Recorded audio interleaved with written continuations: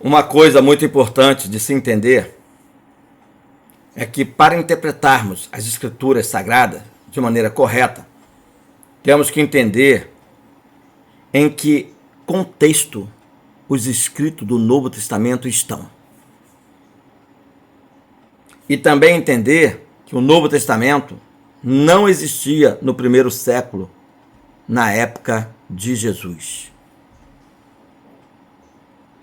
Então, tudo o que foi escrito tinha por base as Escrituras do Antigo Testamento. E era de lá que Paulo, Pedro, Lucas, João e todos os outros, e até mesmo Jesus, tirava os contextos do que eles estavam dizendo e tentando nos mostrar. Então, uma coisa importante de se saber é que nenhum outro povo nas Escrituras é chamado de ovelhas, além de Israel. Israel é composto de tribos. Vemos em Jeremias 50, verso 17, que Israel é a ovelha desgarrada e que foi devorada primeiro pela Síria. Abre aspas. Efraim, na casa de Israel. E depois pela Babilônia, abre aspas, casa de Judá. Aqui vemos apontado duas casas de Israel, que são as ovelhas desgarradas. O primeiro a devorá-la foi o rei da Síria, no ano 722 a.C. O reino da casa de Israel, Efraim, é levado cativo pela Síria. E depois, no ano 586 a.C., a casa de Judá é levada cativa pela Babilônia de Nabucodonosor. Então, as ovelhas desgarradas de Israel, as ovelhas perdidas, nesse tempo, era Efraim e Judá. O profeta Miqueias diz que Deus voltará a ajuntar as ovelhas desgarradas, que colocará todas no mesmo aprisco, e que elas entrarão pela porta e farão barulho por causa da multidão de homens. Isso está em Miqueias, capítulo 2, verso 12 e verso 13. Quanta revelação temos aqui. A porta e o aprisco. Elas entrarão pela porta. A porta é Jesus. A porta das ovelhas. A porta hoje está na dispensação da porta da graça. A casa de Efraim, as 10 tribos perdidas de Israel, espalhada pelo mundo. Mas Deus conhece suas ovelhas.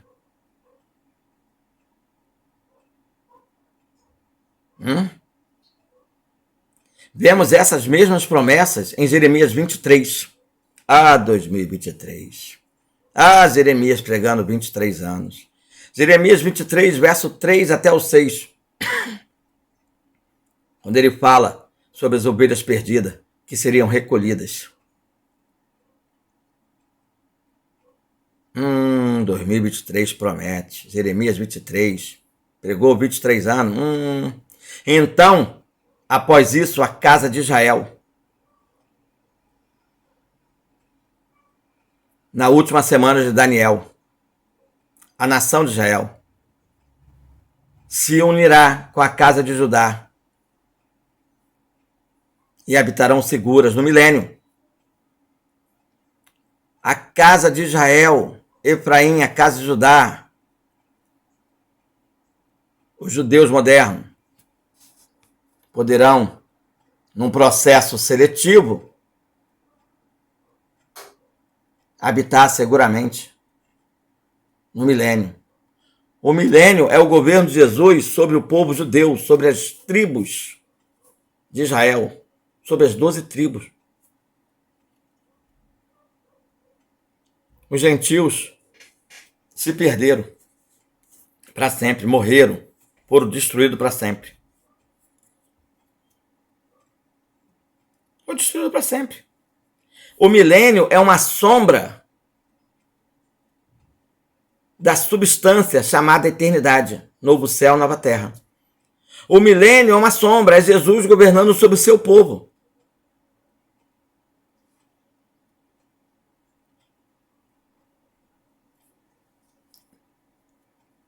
Bom,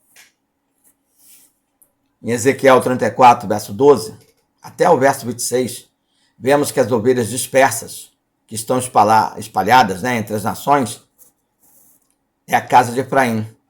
Efraim foi espalhado entre os povos. E Judá, após os cativeiros e perseguições, também. Apesar de ter voltado a ser um povo, serão novamente congregadas pelo pastor e serão apacentadas e receberão uma aliança de paz, uma nova aliança. Efraim e Judá, toda a nação de Israel, no milênio. Agora, com todo esse contexto em mente, vamos analisar as palavras de Jesus Cristo. O contexto aqui é que Jesus está falando com os judeus, fariseus.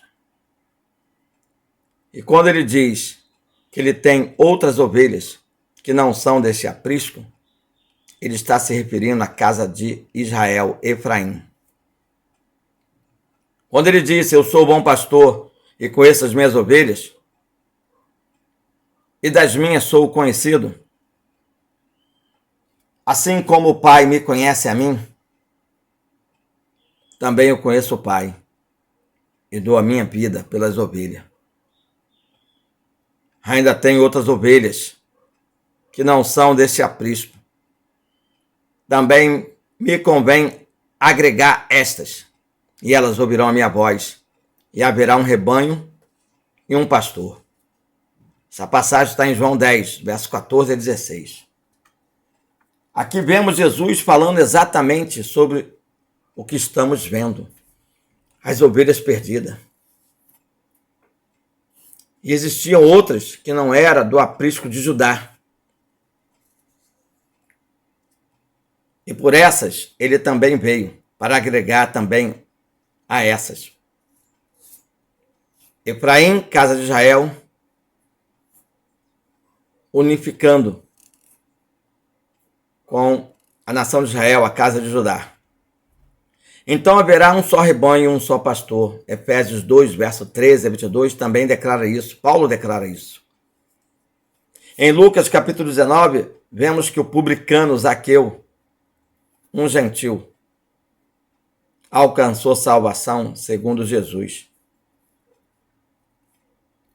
Foi chamado de filho de Abraão, Gálatas 3, verso 29. E depois é dito, porque o Filho do Homem veio buscar e salvar o que se havia perdido. Lucas 19, verso 10 também fala isso.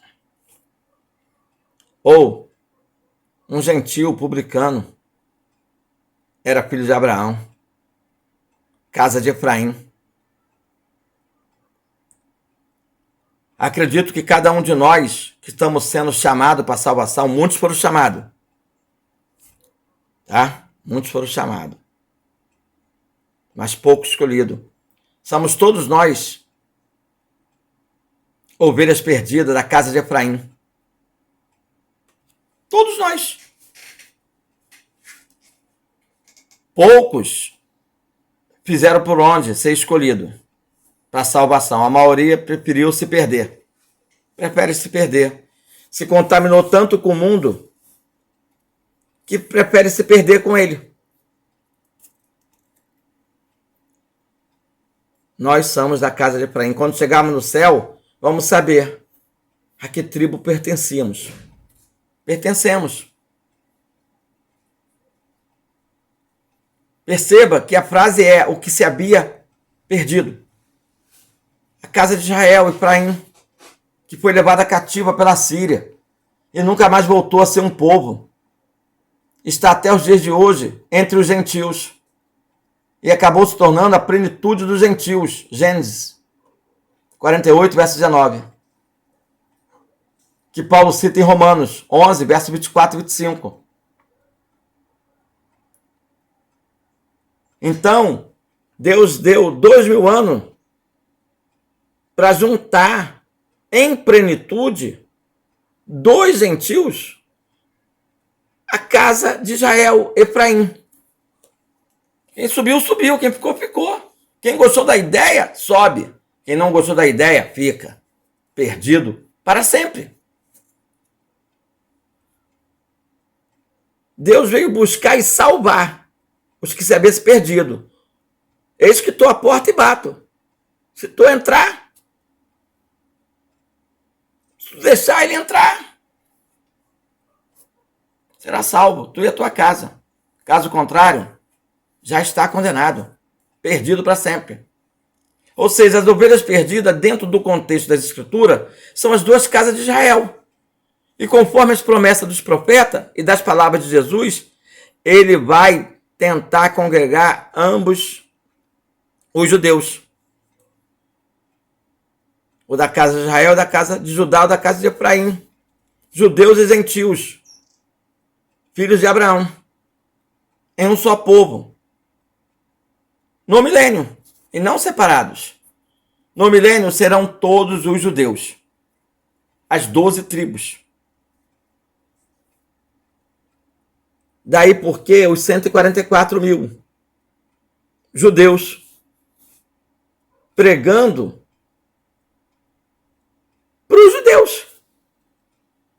Na última semana de Daniel, a maioria vai ser decapitada por não aceitar a marca da besta e a minoria vai entrar no milênio para tentar se salvar no milênio. Durante 1000 anos, Satanás está preso, Deus consegue explicar tudo. No final de 1000 anos, Satanás é solto e ainda consegue matar alguns rebeldes, judeus, para sempre. Pronto, está consumado. Faz-se um novo céu, nova terra e vamos viver eternamente. Consumado. Consumado. Então, quem não fizer parte do arrebatamento agora, está perdido para sempre. Já está perdido. E vai ficar perdido para sempre. Destruído para sempre.